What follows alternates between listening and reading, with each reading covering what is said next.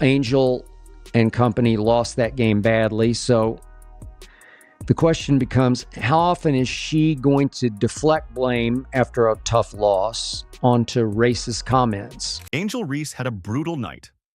On May 17, 2025, her Chicago Sky got steamrolled by the Indiana Fever, 93-58. The scoreboard told the story of a team outmatched, overwhelmed, and outright humiliated. But beneath that lopsided result was something more, something that would ignite a controversy no one saw coming. Caitlin Clark, the Fever's headline-grabbing rookie, dropped a historic triple-double. Reese, by comparison, looked lost, struggling to impact the game in any meaningful way. But here's the issue facing Angel Reese. After bad losses, she sometimes publicly plays the victim. It was one of the worst losses in Sky franchise history, but the fallout didn't center around the scoreboard or the stats. No, the post-game headlines were all about Reese's explosive allegations. Instead of focusing on how the Fever outplayed her team from tip-off to buzzer, she redirected the national conversation.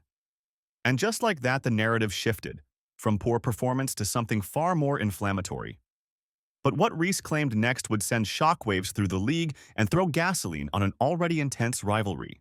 First things first, let's hear what Angel Reese has to say. Let's hear Angel Reese. And if you guys pay attention, listen to her voice and listen to how she's on the edge of breaking down. Very funny. Hate speech. Yeah, obviously there's no place in this league for that. I think the WNBA. Let's also watch the nervous body language, the nervous twitching. Yeah. Our team and our organization has done a great job supporting me. I've had communication from everyone, from so many people across this league, and being able to support me and going through this whole process. Obviously, it could happen to me, it could happen to anyone, and I think they've done a great job supporting us in this. How did it affect you Saturday, trying to do your job, trying to play, and having this going on simultaneously? Yeah, obviously it's tough, but I think I have a great support system. I'm loved by so many people, and obviously in the moment it's hard to hear, but my support system is great. In the hours following the blowout, Angel Reese took the microphone and dropped a bombshell. She claimed that fans, specifically fans of Caitlin Clark, had hurled racist insults at her during the game. Not just casual heckling or competitive trash talk. According to Reese, this was targeted, hateful behavior from the stands, aimed squarely at her. Her tone was emotional. Her voice trembled. Her body language said it all. She appeared deeply shaken, even hurt. And in an instant, the focus moved from the scoreboard to social justice. What do you think the league's response, just coming out right away and getting that investigation going? Yeah, obviously, like I said, they understand that this is the priority. Obviously, there's no place for this, and they preach. I think 2 days before they put out no hate, no speech. And obviously, the women in this league, they know that, and know there's no space for that. And I believe that every player in this league deserves to be treated with respect and want to come to work and just have fun and have a great environment to work at. So I think they've done a great job putting that out, and we're obviously just going to respond if they need to. Were you able to? Damn, I really wish Angel Reese would talk and step up about all of her fans calling people all these nasty names. Oh, how being silent is such a blessing. Such a blessing it is to be silent and have nobody being critical of you. Let's be clear. Allegations like these are serious. They deserve investigation. They demand proof. But before the facts were in, headlines were already circulating. Social media erupted with outrage, support, and skepticism. That's the power of Angel Reese's voice, and the weight her words carry. But here's the thing. If you care about truth in sports reporting, and you want to see both sides of every headline broken down with facts, stats, and context, you're in the right place. So hit that subscribe button right now. Like the video if you're here for real basketball talk, and comment below, do you believe Angel Reese's side of the story, or was it a deflection? Your input fuels future content. Don't just watch, be a part of this community. Headline: WNBA unable to verify, quote, hateful fan comments, unquote, toward Angel Reese. Okay. Here's the league statement. that was issued. We have investigated the report of racist fan behavior in the vicinity of the court during the May 17, 2025 Chicago Sky at Indiana Fever game. Based on information gathered to date, including from relevant fans, team, and arena staff, as well as audio and video review of the game, we have not substantiated it. The WNBA is committed to fostering a safe and inclusive environment for everyone and will continue to be vigilant in enforcing our fan code of conduct. Boom. The question remained, were Reese's claims accurate, or were they a smokescreen to deflect attention from a humiliating loss? That's where the WNBA stepped in, launching a formal investigation to determine whether the allegations had any basis in fact. What they found, or rather what they didn't find, would only deepen the drama and raise even more questions about the real motive behind Reese's statement. I believe the league conducted an extremely thorough investigation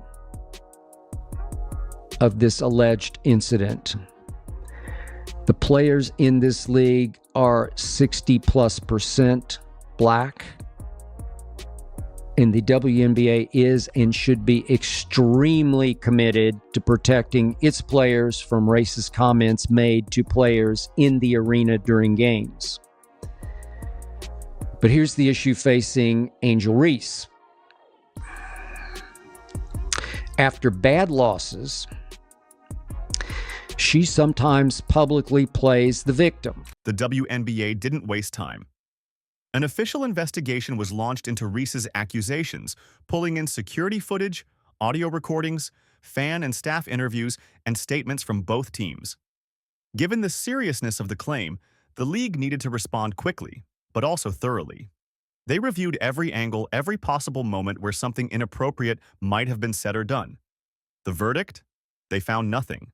No substantiated evidence of racial slurs, no hostile crowd behavior beyond normal game day intensity. Just silence. Did a white fan actually yell something out of bounds at Angel after she and Caitlin got into it? She jumped up as she was in the right to and tried to go at Caitlin and was restrained by her teammates.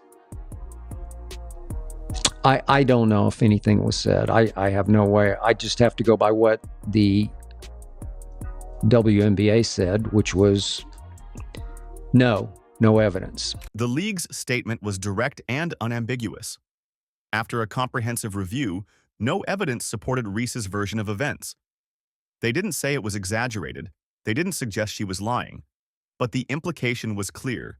What she described didn't happen, at least not in the way she told it. This wasn't a case of he said, she said. It was a matter of receipts, and the WNBA had them. Were racist remarks intended for Angel that night on social media? I'm sure some were. They're always going to be there. But should any of those kind of remarks be used as excuses or blame deflection after bad losses, especially to Caitlin Clark? Look, I'm obviously white. Maybe I just don't get it, but after a while, you say to yourself, come on, Angel, not every single time. For a league that prides itself on social awareness and inclusivity, their refusal to back the claim without proof spoke volumes. If there had been even a shred of credible evidence, they would have acted. Instead, they were left trying to maintain credibility in the wake of a potentially damaging false narrative. And while that storm began to settle publicly, behind the scenes, another one was quietly brewing. That game on Saturday was live on national TV on CBS.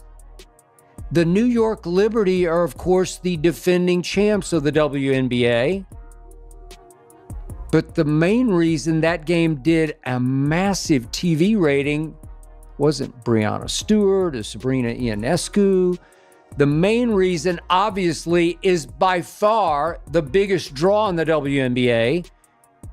The reason just about every Fever road game is moved to that city's NBA arena. That reason, that player is obviously Caitlin Clark. Skip Bayless didn't hold back.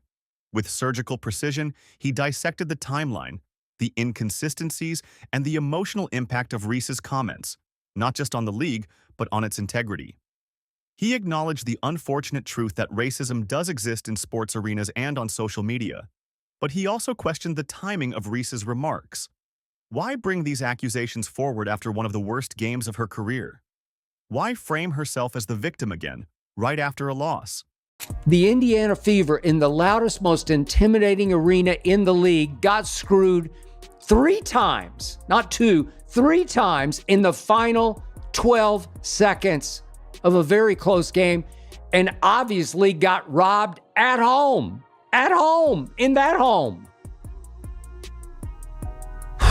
Fever coach Stephanie White, after the game, called the no call on Bonner egregious. It was. And the foul call on Lexi Hull disrespectful. It was more than disrespectful.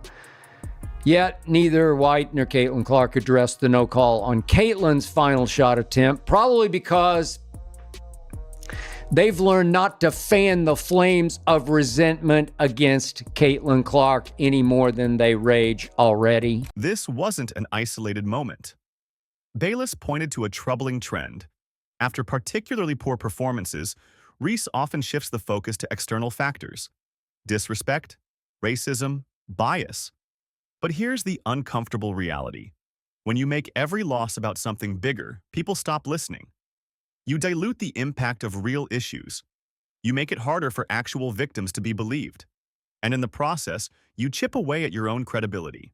The Liberty at Fever game came down to 3 very late calls, all of which went against Caitlin's team, the home team, in the loudest and most intimidating arena. The Pacers got those calls, not the Fever. So help me out here. 12 seconds left. Caitlin Clark made a sensational bounce pass through heavy traffic in the lane. Just a wizard pass to Duana Bonner, who appeared to get tackled as she shot. Not block shot, just tackled, just rammed. No call. What? Reese isn't just an athlete. She's a brand. She's a personality. And with that spotlight comes responsibility. If you're going to speak out on serious matters, especially ones that can damage reputations and shift public opinion, you'd better have more than just emotion on your side. You need proof. Because once the truth starts to slip, so does everything built on top of it. Then on the other end, Lexi Hull of the Fever did a very nice job of just staying right with Sabrina as she drove to her left, did not appear to make any significant contact at all with Sabrina, with body or hand. Foul on Lexi Hull with 2.2 seconds left. What? What foul? The Fever did have a challenge left. I immediately tweeted, "Challenge!" But the Fever, I didn't know at the moment, had no timeouts left to use that challenge. No challenge. And Sabrina, who had just missed 2 free throws, stepped to the line and made both of these. New York up 2. Way to go, Sabrina. While Reese was stirring up headlines, Caitlin Clark was just playing basketball and changing the league in the process. Her arrival didn't just mark the debut of a hyped rookie. It marked a transformation in how the WNBA was perceived, promoted, and consumed. Ticket sales surged. Ratings shattered records. Her games were moved to NBA arenas just to meet the demand. It wasn't even close. When Clark played, people watched. Now, 2.2 left. Inbounds to Caitlin Clark, who drove hard left on Natasha Cloud, who was all over Caitlin Clark as she went up into her shooting motion just before the buzzer. It sure appeared that Natasha Cloud body fouled Caitlin, rammed her, then hacked her across the wrist, then hit her arm as she attempted to get the shot up. No call. Loose ball. Turnover. Game over. What? No call? Yet despite her massive impact, Clark wasn't getting the same treatment as other superstars. She wasn't getting the calls. She wasn't getting protection. And that wasn't a coincidence. As Bayless pointed out, the league appeared terrified of showing favoritism, even when it made business sense to protect their biggest draw. Instead, Clark was taking hits, literally, and refs looked the other way. You'd better believe that all of the established stars in this WNBA, as well as lots of veteran starters on every other team, constantly, quietly, privately complain to their coaches and to their team executives about Caitlin Clark getting way too much attention and way too much credit for the exploding TV ratings. This isn't about playing favorites. It's about protecting investments. Clark is the investment. She's the revenue spike. She's the face on every marketing campaign, every highlight reel, every sold-out ticket. And yet, in a bizarre twist of WNBA politics, the league seemed more interested in keeping veteran players happy than protecting the very person keeping the lights on. The attitude I sense from so many other older WNBA players seems to be, what are we, chopped liver? It's not just her driving these ratings. What have we been doing all these years? Sorry, ladies, but compared to her drawing power, you are chopped liver. You're just going to have to accept that she and she alone is driving the ratings way above what all of you together were able to generate before she first set foot on a WNBA stage. Here's the part no one wants to say out loud, but Skip did. Veteran resentment is real. Clark's rise has been meteoric, eclipsing players who have been grinding in the league for years without a fraction of her fame. And that stings. Behind closed doors, players are whispering. Executives are fielding complaints. Coaches are trying to manage egos. Everyone sees Clark getting the credit, the interviews, the endorsements, and they're not all happy about it. Figure opposite her and Angel Reese. And man, Caitlin versus Angel in this year's opener set the all-time WNBA ratings record, but as cool and charismatic as Angel is, as dominant as she is on social media as opposed to Caitlin, the truth is that Angel can't begin to match Caitlin's basketball drawing power when Angel's forte is just rebounding. But here's the hard truth. She earned it. Clark didn't get here because of hype. She got here because of skill. Game-changing passes, logo range threes, and poise under pressure. She's not flashy on social media. She's not stirring the pot in interviews. She's just putting in work, night after night, and making the league more profitable while doing it.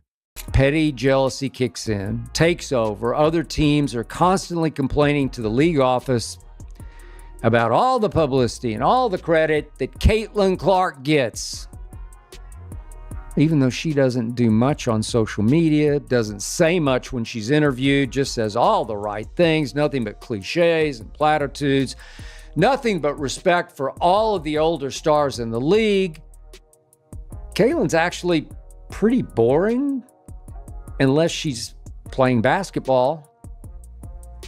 Yet this league office is obviously deathly afraid of an open player revolt. So why the hate? Why the targeting? Why the extra physicality in every game she plays? The answer is simple: petty jealousy. Instead of rising to the challenge and benefiting from Clark's success, some players are trying to drag her down. And nowhere is that more obvious than in one particular matchup. I see are the B's that are being dramatic about Caitlin Clark. That's all I see. They try so long to get respect for women's basketball, and then they treat it like a junior high school girl's locker room. Junior high school girl antics on the court. Every time the Fever face the Chicago Sky, it's not just basketball, it's war. The intensity is different. The physicality is off the charts. And it's not hard to see why. The Sky don't just want to win. They want to humiliate Caitlin Clark. They want to rough her up, frustrate her, knock her off balance. And leading the charge? Angel Reese. Now, what little girl wants to grow up and play in a league where you're targeted like that? How do you sit here and profess and demand that everyone take women's sports seriously when you can't even take it seriously enough to not act like a junior high queen on the court?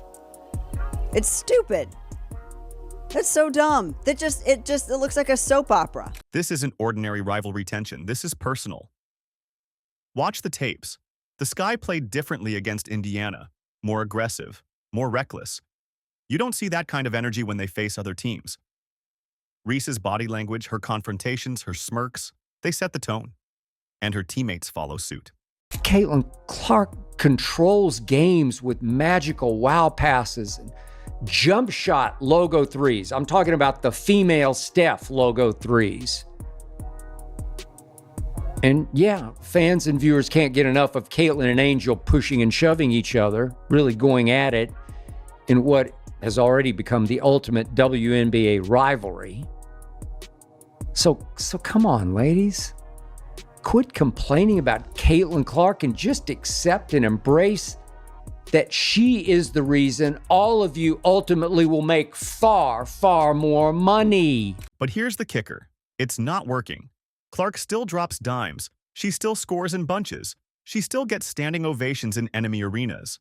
Meanwhile, the Sky just look bitter. Their plan to rough up the rookie has only made her more popular. Fans see it. They're not blind. And when you target the player everyone loves, you don't look tough, you look scared. So the refs are given the message.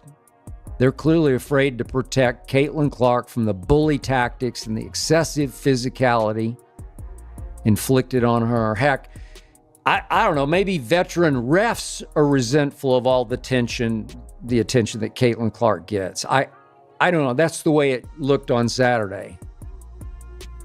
Talk about biting the hand that feeds you, or letting defenders bite that hand. The WNBA didn't plan it this way, but they now have their biggest storyline in years.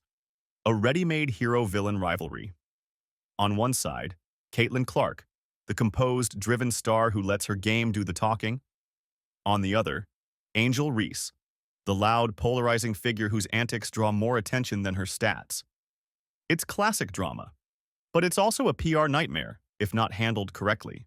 Who cares what color they are, as long as they're watching and buying tickets? Is it because she flashes a little attitude during games, a little arrogance, occasionally gets a little heated? What superstar doesn't? I mean, she was first team all WNBA as a rookie, and I won't be surprised if she wins MVP this season. When referees refuse to call obvious fouls on Clark, fans notice. When coaches have to speak out publicly about unfair treatment, the narrative takes shape. The league can't hide behind silence anymore. They have a decision to make: support the player bringing in record revenue, or keep placating the veterans whose bitterness threatens to sabotage everything. And it's not just about one player. It's about the message you send to fans, to young girls watching, to future athletes dreaming of the WNBA. Are you rewarded for being great? Or are you punished for being too popular too fast? Angel Reese's attempt to shift the spotlight didn't just fail, it made Caitlin Clark shine even brighter. While one player tried to control the narrative, the other let her performance speak volumes. Reese may dominate social media, but Clark dominates the court. And in the end, that's what fans respect. That's what wins games. And that's what builds legacies. The WNBA is at a crossroads. Will they protect their rising superstar or cave to resentment and risk losing momentum? One thing's for sure, fans see what's happening. They're not dumb, and they're choosing sides. If you're still here, you're exactly the kind of fan this channel is built for. So do me a favor, hit that subscribe button, leave a comment below. Who's in the right, Reese, Clark, or neither? And smash that like button if you believe talent should always beat drama. Because this isn't just a rivalry, it's the future of the WNBA. And we'll be watching every second of it.